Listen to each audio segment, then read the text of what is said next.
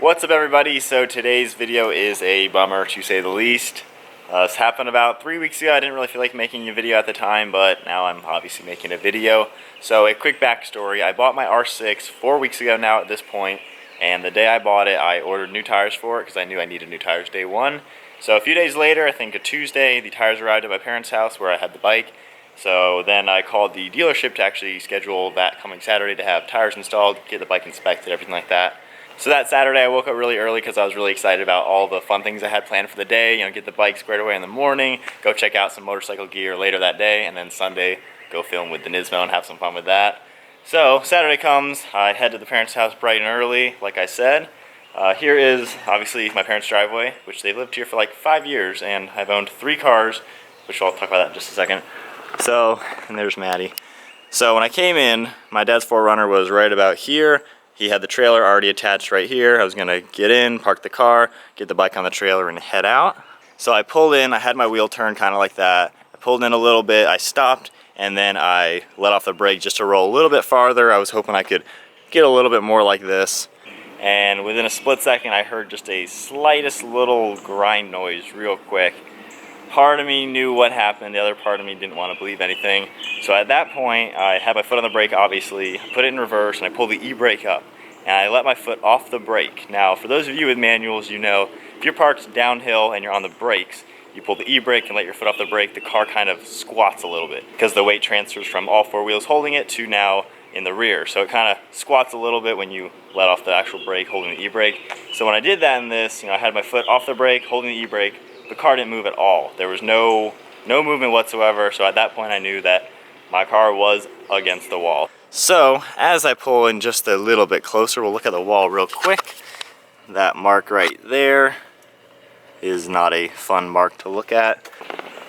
So the damage I'm going to show you in just a second. It's not obviously the end of the world. It's not like I ruined the whole front end or anything like that. But this is a pearl paint job. I bought the car with 7,000 miles. Perfect condition car. Absolutely. Like one little chip on it and that was it. It was perfect condition, beautiful, one owner, perfect car. So yeah, I'm obviously pretty bummed, so now I'll show you the damage. And again, pearl paint, so if you know anything about paint, that is expensive. So, here we go, there's the damage. But it's actually a little bit worse than that. So, obviously the white, this is all gouged up, obviously the top coat and then the base coat and all the way down to the black plastic. And then the fog light, the DRL, is also scuffed up. You can see this mark here. It's kind of hard to see the fog light damage, but when you do get closer, you can obviously see the scuffs in it. And then it gets even worse because it actually just barely got the red. You can see these scuffs, and then the gray down here, that's all scratched up too. So when we do look at the entire damage, again, pearl paint, all the gray is also pearl and all the red is pearl. So the paint itself is expensive to fix everything. Now I've already talked with the body shop guy. A friend of mine owns a really amazing shop. He's actually working on a McLaren 650S right now, and he's done a few Ferraris and Lamborghinis, so I definitely know the car will look perfect. But goal number 1 is the white, to get that perfectly fixed. So unfortunately, I was thinking we could just barely do a little paint and make it perfect, but that's not the case. So basically this much is going to be repainted actually. I think the clear coat will end up being about there with the new clear coat. Top coat will be a little smaller. Base coat will be a little bit smaller than that, and of course it'll all blend in and the car should look absolutely perfect as far as the white paint is concerned. Now, to save a little bit of money on my end, I'm not gonna 100% repaint these 2 pieces. I mean, the gray is really hard to see all the damage in it, so I think we can get away with kind of just sanding it smooth and polishing it a little bit, and then maybe putting some close enough match color in these little scratches on the red, polishing that, and it should look pretty perfect.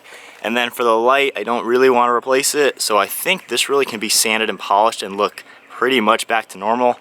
But the white is the worst part of it. Obviously black on white is very noticeable and it looks pretty bad. So it's obviously not the end of the world, not the worst damage that could have ever happened, but seeing your baby hurt is always a really unfortunate situation, and I'm still very bummed. You know, a couple $100 will get it fixed up professionally and the way it should be fixed, but still it's just sad to see my favorite car hurt. So yeah, that is me driving my car into a brick wall. And the annoying thing is, so I've had 3 cars in the time frame that my parents have lived here. The red Genesis Coupe, the red 370, and then now my absolute favorite car I've ever owned. I seriously love this car. It's so much fun. I never thought I would like it as much as I do, but I really like this car, so obviously I was very bummed that weekend. But with my other two cars, so many times I had parked here and I was literally this close to touching the wall. I remember one time in the Genesis Coupe, I had parked, and then the next morning walking out to it, I noticed I was really close, and literally a little tiny bit of the actual rock on the stone here was barely touching the paint of the car and put the tiniest little dimple into the paint, but of course didn't do any damage. So I have been close to this wall so many times in the 4 or 5 years that I've been pulling into here.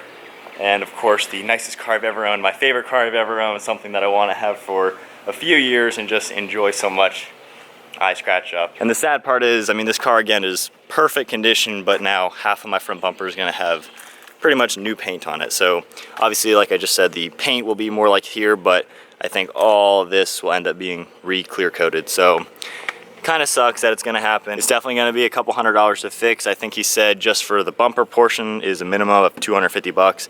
Most of that is actually the cost of the paint, and then if I were to buy a new one of these, which I don't even know how much that'll be right now, but I think polishing that'll do it. And then if I do paint these, that's honestly a couple more $100 just because the paint's expensive. So if I do everything brand new, I'm probably looking $400 or $500. And I know that obviously does sound a lot for just a tiny little scratch, but painting a car perfectly to make it actually look good is not a cheap skill. I know the car will look perfect when it's done. Still, sucky situation, stupid on my part to run into a wall. So yeah, that's the video. I crashed my car into my parents' brick wall at their house. Stupid me, it happens, but luckily the guy I'm working with, Chris, who owns Desired Image, he started that company years ago, started in a van, and now he's painting McLarens and Lamborghinis and Ferraris and working with insurance companies, working with private deals, so he is absolutely the man to fix this. I'll be dropping it off probably within a week or two, I think, maybe 3 weeks tops. And he, of course, has the skill to make this look absolutely perfect. The white, you should not be able to tell ever that it was ever repainted. It should look absolutely perfect. And then I know with his just normal skills and knowledge of how all this stuff works, he'll be able to polish out the fog light, get the red and the gray squared away to where they look pretty much perfect. Either way, it should look pretty much awesome. The white will look like it never happened, the fog light will look good, and the car will be back to normal. So anyways, that is the end of the video. That is what happened with the Nismo. Unfortunately, it happened. However, it's just a small scuff. It's really not the end of the world. A couple $100 and it'll be good as new. So anyways, thank you all for watching. Be sure to subscribe to stay tuned for Nismo videos that will continue in a few weeks. And of course, I'll start filming back with the car. Bike videos I filmed a few of, and I probably will film 1 or 2 more with the car before I end up dropping it off. So anyways, thank you all for watching. Give it a thumbs up if you enjoyed it. Subscribe if you're new to the channel. I'll see you all next video.